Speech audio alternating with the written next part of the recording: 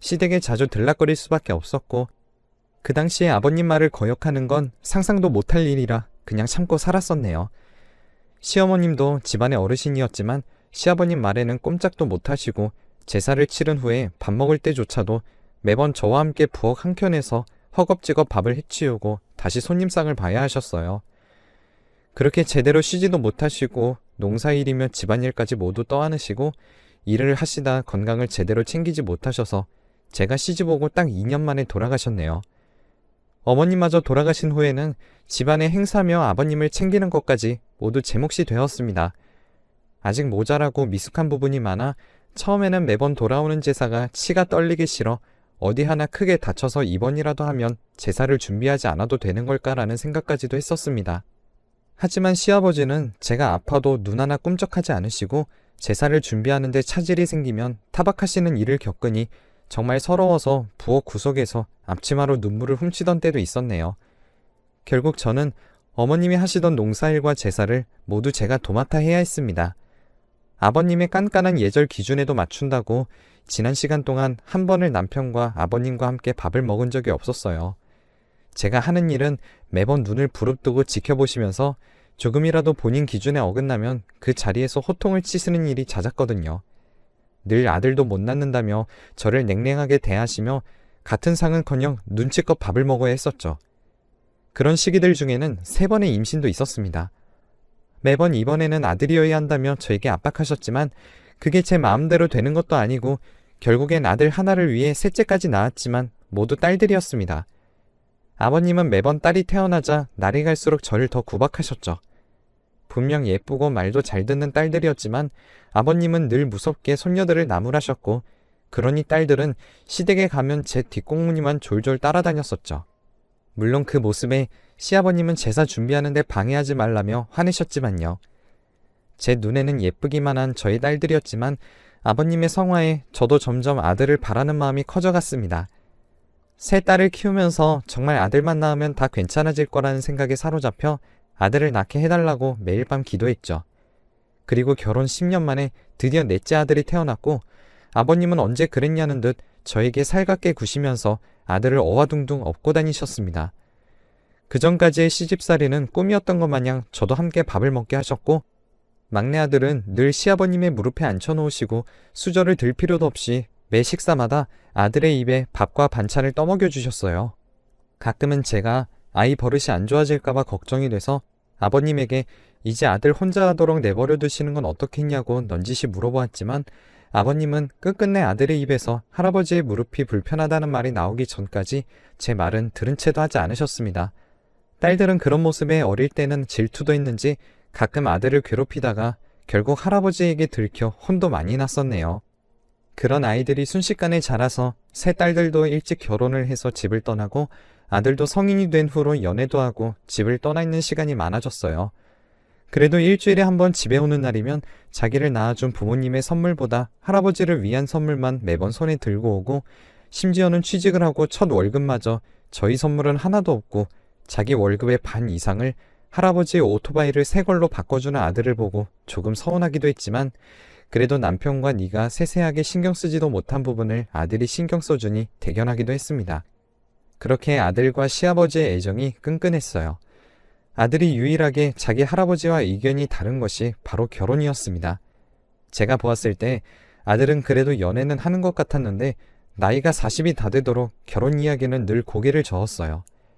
아들의 태도에 차마 쓴소리도 하지 못하고 아버님과 제 남편은 셋 다 발을 동동 구르며 아들에게 왜 결혼을 하지 않는지 물었지만 아들은 아직 일하는 데 더 집중하고 싶다는 말만 되풀이 하더라고요. 시아버지는 그런 아들에게 자기가 죽기 전에 막내 손주 장가가는 걸 보는 게 소원이라며 아들을 붙잡고 애원하셨습니다. 하지만 아들은 그런 아버님의 애원에도 죄송하다는 말만 하고 돌아섰죠. 그런데 그 후로 아버님의 행동이 이상해지기 시작했습니다. 손주에게 줘야 한다며 어릴 적 아들이 좋아하던 젤리를 이불 안에 잔뜩 넣어 놓으실 때도 있었고 하루는 손주가 학교에서 돌아오지 않는다며 온 동네를 손주를 찾는답시고 오토바이를 타고 나가셨다가 저희 집이 어딘지 기억을 못하셔서 한밤중이 되어서야 경찰분들의 도움으로 겨우 집으로 돌아오신 적도 있었네요. 그런 아버님의 행동에 저와 남편도 이상함을 느꼈고 바로 아버님은 병원으로 모시고 갔습니다.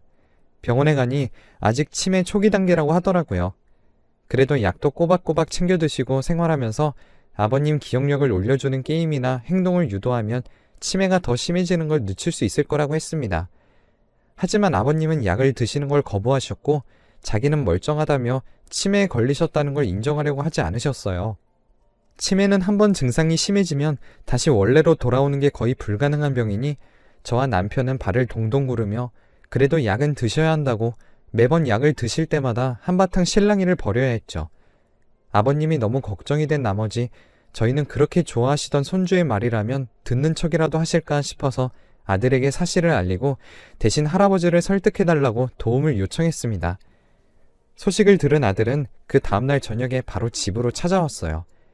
정신이 왔다 갔다 하시던 아버님은 손주를 보고서 정신을 차리셨는지 아들의 두 손을 붙잡고 처음으로 눈물을 흘리셨습니다.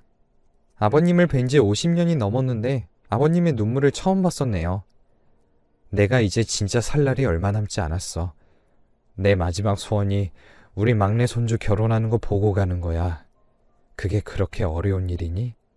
아버님의 애원에 아들은 처음에 고민하는 듯 잠시 뜸을 들였지만 이내 굳은 결심을 한 듯 일단 알겠다며 할아버지를 진정시키더라고요. 대신에 자기 결혼하는 것까지 건강하게 맑은 정신으로 봐달라며 그때까지 아버님에게 약을 제때 드시라며 약속하고 돌아갔죠. 그날 이후 아버님은 손주 며느리는 꼭 멀쩡한 정신으로 보겠다며 약도 제대로 챙겨 드시고 정신을 붙잡고 있으려고 무던히 노력하셨습니다. 하지만 그럼에도 자꾸 정신을 놓으실 때가 잦아졌어요. 치매가 진행되는 속도를 최대한 늦출 수는 있었지만 이미 다시 되돌아가는 것은 불가능해졌고 아버님이 연세도 있으셨던지라 치매가 진행되는 속도도 너무 빨라서 약을 먹어도 그렇게 늦춰지지가 않더라고요. 하지만 그런 와중에도 아버님은 손주의 결혼은 잊지 않으셨습니다. 그런 아버님의 모습을 보고 있자니 마음이 짠해져서 아들에게 데려올 여자친구가 있기는 하냐며 정말로 결혼을 하기는 할 거냐고 재촉할 수밖에 없었죠. 아들은 할아버지의 건강이 날이 갈수록 악화되어 간다는 이야기에 사실 2년을 만난 여자친구가 있는데 너무 어려서 아직 결혼 이야기를 꺼내기엔 차마 입이 안 떨어진다며 조금만 더 시간을 달라고 하더라고요. 아들이 만나는 사람이 있다는 이야기에 조금 안심이 되었습니다. 그리고 일주일 후 아들은 여자친구를 데리고 저희 집에 인사를 왔어요. 아들이 처음으로 여자친구를 집에 데려온다는 소식에 다른 지역에 사는 딸들도 오랜만에 모두 저희 집으로 모였습니다. 시누이가 셋인 집안의 막내 아들이니 혹여나 겁을 먹고 도망갈까 걱정되어 아들이 도착하기 전부터 딸들에게 시누이 짓은 절대 금물이라며 신신당부했죠. 딸들은 오히려 저에게 시누이보다 더 불편한 건 시어머니일 테니 자기들을 걱정하지 말라며 저만 잘하면 된다고 하더라고요. 그리고 기다리던 예비 며느리가 왔을 때 너무 어려 보여서 조금 당황해했습니다. 일단은 내색하지 않고 식사를 하며 조심스럽게 나이를 물으니 세상에 아들보다 12살이나 어렸습니다. 아들은 대학원 박사과정을 밟으며 대학교에서 강사로 일하고 있었는데 같은 대학원에서 석사과정을 밟고 있다며 자기를 소개하더라고요. 그나마 대학교를 졸업하자마자 직장 생활을 1년 하다가 대학원에 들어온 거라 이야기를 하는데 어찌나 말을 예쁘게 하는지 팔은 안으로 굽는다는데 오히려 그 아가씨가 너무 아까웠습니다. 아들도 그걸 아는지 이래서 자기가 고민했었다며 자기랑 결혼하기에는 나이도 너무 어려서 결혼 이야기를 차마 못하고 있었다고 하더라고요. 하지만 그 아가씨는 오히려 저희 아들 같은 사람과 빨리 결혼하고 싶었다며 해맑게 웃으며 조곤조곤 둘이 어떻게 만나서 연애를 해왔는지 저희에게 이야기해 주는데 그 모습에 저희 가족들도 모두 푹 빠져버렸습니다. 아버님도 그날따라 정신이 온전하셔서 손주 며느리에게 용돈이라도 줘야겠다며 틈만 나면 지갑을 꺼내시는 걸 보고 정말 마음에 드시는구나 생각했습니다. 그렇게 화기애애한 분위기에서 식사를 마무리하고 헤어지려는데 아버님이 급하게 잠시만 방에서 이야기를 하자며 예비 며느리를 데려가셨습니다. 그리고 금방 이야기가 끝나고 예비 며느리가 방에서 나오는데 무슨 이야기를 들은 건지 아주 싱글벙글하며 나오길래 무슨 이야기를 들었길래 그렇게 신이 난 거냐고 물었지만 그저 웃음으로 대답하고 다시 떠났습니다. 그 후 아들의 결혼식이 순식간에 준비되었습니다. 아무래도 아버님의 건강을 생각하면 최대한 빨리 해야 했으니까요. 그 짧은 시간 동안에 아버님은 점점 말라가셨습니다. 틈만 나면 정신을 놓으시니 남편과 저는 아버님 혼자서 밖에 나가시지 못하게 막아야 했고 자유롭게 움직이시지도 못하니 안 그래도 적었던 운동량이 바닥을 쳐서 온몸의 근육이 다 빠져버려 안쓰러워 보일 정도였습니다. 하지만 기가 막히게 가장 예뻐하시던 손주가 장가가는 날에는 또다시 온전한 정신으로 돌아오셔서는 아들의 결혼식을 모두 지켜보시고 두 사람의 신혼여행까지 출발하는 모습을 보셨죠. 이제 손주 며느리까지 봤으니 내가 죽어도 여한이 없다. 어디서 저런 어여쁜 색시를 다 데리고 왔을까. 기특하다. 기특해. 아들이 신혼여행에서 돌아온 후로도 며느리와 함께 저희 집에 자주 들렸어요. 아무래도 어릴 적부터 자기를 예뻐해 주시던 할아버지가 살 날이 얼마 남지 않으니 조금이라도 시간을 더 보내려고 그러는 것 같았습니다. 시할아버지까지 있는 시댁에 자주 걸음하는 게 불만일 법했지만 며느리는 그런 기색 하나도 없이 매번 아버님과 시간을 보냈죠. 그러다 하루는 제가 며느리에게 아버님을 부탁하고 잠시 장을 보고 왔는데 아버님은 방에서 곤히 주무시고 계시고 며느리는 어디 갔는지 보이지 않았습니다. 온 집안을 뒤져가며 며느리를 한참을 찾았는데 뒤늦게 며느리가 뒷마당을 구경하느라 제 소리를 못 들었다며 나타나더라고요. 뒷마당에도 나무가 참 많네요, 어머니. 여러 번 와봤지만 올 때마다 나무들이 달라 보이는 것 같아요. 할아버님이 저한테 나무를 주시겠다고 하셨는데 도대체 어떤 나무인지 알 수가 없네요. 제가 아기를 가지면 주시겠다고 하셨는데 얼른 아이를 가져야 할까 봐요. 임신에 좋은 음식이 뭐가 있어요? 그 이야기를 듣자 뒷마당에 가장 오래된 나무가 떠올랐습니다. 며느리에게 임신에 좋은 음식과 나무에는 작은 우체통이 달려있다고 알려주었죠. 그리고 몇 달이 지난 후 며느리가 기쁜 소식을 전해왔어요. 며느리가 아기를 가졌다는 이야기였습니다. 저희는 그 소식에 축하해주며 기뻐하고 있었는데 아들은 유독 억지로 기뻐하는 것처럼 보였습니다. 무슨 일이 있나 걱정되어 조용히 아들에게 물어보았지만 아들은 고개만 절레절레 저으며 제가 신경 쓸 일이 아니라며 넘겼죠. 그리고 다시 자리로 돌아가니 며느리가 보이지 않더라고요. 다들 남편과 아버님은 그저 신이 나셔서 며느리가 어디 갔는지도 모르는 눈치였고 아들도 갈수록 얼굴이 어두워져 더 이상 말도 못 걸겠더라고요. 기다리면 며느리가 돌아오겠거니 기다렸지만 한참이 지나도 며느리가 돌아오지 않아 혼자 조용히 며느리가 있을 법한 곳을 찾아다녔습니다. 그렇게 집을 한 바퀴 도는데 임신까지 한 며느리가 나뭇가지에 걸린 무언가를 잡으려는 듯 폴짝폴짝 뛰고 있는 겁니다. 제가 놀라서 며느리를 부르니 그제서야 뒤를 돌아보며 저에게 도움을 요청하더라고요. 일단은 며느리가 꺼내달라는 물건을 꺼내주려고 보니 비닐로 둘둘 말아놓은 종이뭉치였습니다. 저번에 할아버님이 저한테 임신하면 나무를 주신다고 했잖아요. 사실 그 나무에 집 문서랑 땅 문서가 있다고 그걸 주신다고 하셨거든요. 며느리는 그저 신이 나서 그 문서들을 몽땅 들고 해맑게 웃더라고요. 저는 아버님에게 그런 땅이 있는 줄도 몰랐는데 그걸 저에게는 한마디도 안 하시고 손주 며느리에게 홀랑 주셨다니 조금 서운했습니다. 하지만 며느리에게 주면 저희 아들에게 가는 거나 마찬가지라고 생각하며 겨우 서운한 마음을 눌렀죠. 그 후 며느리를 쏙 빼닮은 아기가 태어났습니다. 그리고 동시에 아버님의 건강은 급격하게 안 좋아지기 시작했어요. 그래도 아기가 태어난 걸 보고 갈 수 있어 다행이라며 대부분 정신을 놓으신 채로 밥을 씹어서 삼키는 걸 잊어버리신 와중에도 증손자만은 또렷하게 기억하셨었죠. 결국엔 식사를 하셔도 매번 개워내시고 갈수록 영양이 부실해지니 순식간에 합병증이 몰려와 얼마 지나지 않아 아버님은 돌아가셨습니다. 며느리는 힘이 붙일 텐데도 돌아가시기 전까지 가장 가까이서 아버님의 간병을 혼자서 해냈어요. 그 모습에 감동을 받은 남편은 아버님의 재산을 정리하며 손자 며느리에게 남기신 집과 땅도 며느리의 단독 명의로 돌려주려고 했습니다. 당연히 아들과 며느리가 같이 상의하고 결정된 내용인 줄 알았어요. 그런데 아들은 충격적인 말을 하기 시작했습니다.